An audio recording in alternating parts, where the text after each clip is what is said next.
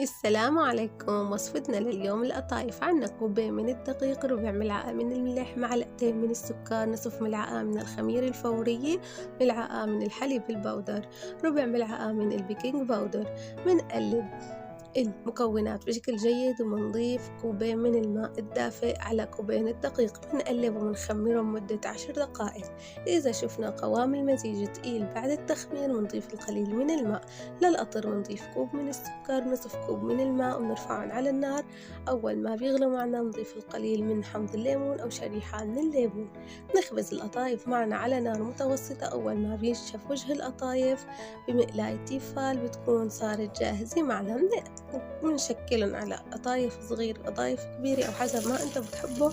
نقليهم بالزيت وبالسمنة بعد ما بنحشيهم أي حشوي أنت بتحبوها، وبتكون القطايف صارت جاهزة معنا. صحة وألف عافية، مع السلامة.